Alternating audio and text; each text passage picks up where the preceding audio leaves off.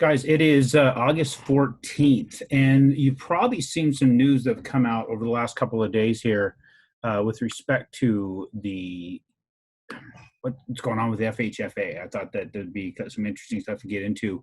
Didn't have a chance to talk about it yesterday because I didn't know the effect of it. But let's kind of talk about the background for a second. If you guys have ever been there to Northern Kentucky, not far from the Ohio border, is a scale model of the ark. Take a look at exactly how big that thing is. There's people standing there at the base of that thing.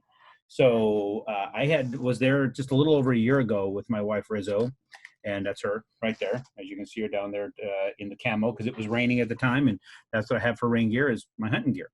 So the reason I threw that up there, one, I stumbled across it yesterday, and then two, it's kind of illustrating what we've got going on here. The Fed dumping in all this capital into the mortgage-backed securities, giving us basically this big boat to sail on in a really, really crazy rate environment. Yesterday, we woke up to something kind of wild. The Mark Calabria of the FHFA had basically decided that we are going to have a tax onto the refinances. Anything that Fannie Mae was doing is going to have a tax added to the loan. It's basically a tax. They're adding an additional 0.5 point on refinances. So refis, as far as your cash out refis and your rate and term refis. So I wanted to see how that settled into yesterday's pricing. And when I was looking at the refis for my investors, there's very minimal effect, from what we saw in the rates before.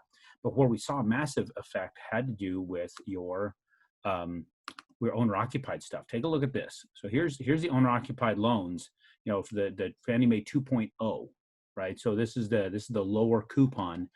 We can see the beating it's been taking these last few days. And then yesterday we get the announcement here. So it already taken a beating, right? To the tune of, what does this look like? It closed at 104.16.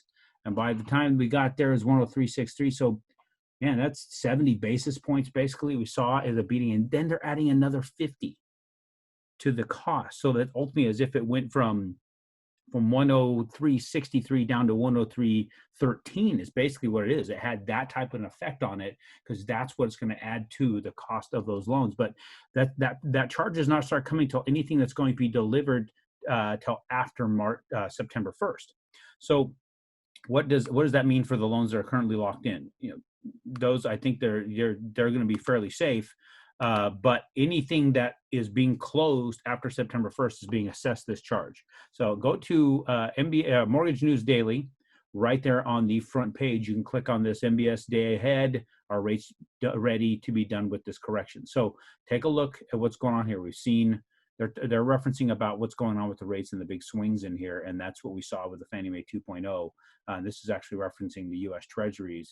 And see how they're affecting, and rates kind of follow suit with respect to the mortgage-backed securities. But it also talks about this charge, this interesting little decision by Calabria and the FHFA. So the FHFA, just to understand who those guys are, they're the regulators that oversee Fannie and Freddie, and Fannie and Freddie are getting ready to come out of conservatorship here shortly. So I find it very interesting, and this was talked about by Barry Habib, and you guys might remember I had him on this. Several months ago. I think it was actually back in May or June. You want to go backwards and look at the conversation I had with Barry about forbearance and what that looked like. Well, he was talking about that this morning, or actually yesterday morning, about Mark Calabria and how we've got Fannie and Freddie ready to come out of conservatorship, and now they've got this little tax that's being thrown on here. This extra 0.5%. When you think about that, I think he mentioned like 19 million loans that can get redone and these refinances, and they're going to hit that. Additional expense on top of it that they get to keep and collect.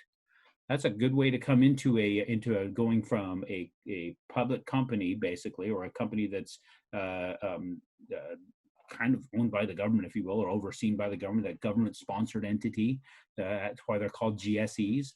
Since Fannie and Freddie are government sponsored entities, now going back to being private, they have this huge injection of capital. It could be a really good thing for them. And let's think about that. I mean, I'm a little bit torn with that, because when you think about this, the one thing about having Fannie and Freddie is we have 30-year fixed loans because Fannie and Freddie exist, right? Nobody wants to dispute how great it is to have that. We know that, especially as real estate investors, 30-year fixed loans is awesome. So if they need a little bit of a cash injection for that, to get that going and keep themselves alive. I'm not going to completely bitch about that, but at the same time, it came out of the blue. It'd be nice to have a little bit of this coming or a trickle up or something like that. But ultimately, it's there. I don't know. There's a lot of people really raising hell about it. I don't know how long it's going to stick or if it's going to stick. But if it does, that might be what they need to survive in that transition. And if it is, that's what keeps them doing the 30-year fixes. Now, interest rate wise, again, I ran them yesterday, looking at them all day long for my investors. We're not seeing a big hit. I was actually really surprised at how well it worked out compared to what it was the day before. And then when we're talking about the real estate investor loans, right? Most of our refis we're talking about are cash out refis, right? That's what I'm encouraging. If you're gonna do a refi, do a cash out. And if you're doing a cash out refi, a lot of them are looking under $100,000 loans. We're not seeing a massive expense as a result of that. And it's also baked into the rate. And it's something your tenant's going to pay. And it's something that you're going to get for 30 years and pay back with a declining instrument like the dollar. So it really is not going to hurt you. So don't allow this news to completely derail from you and say, oh, it's all over. It's not all over.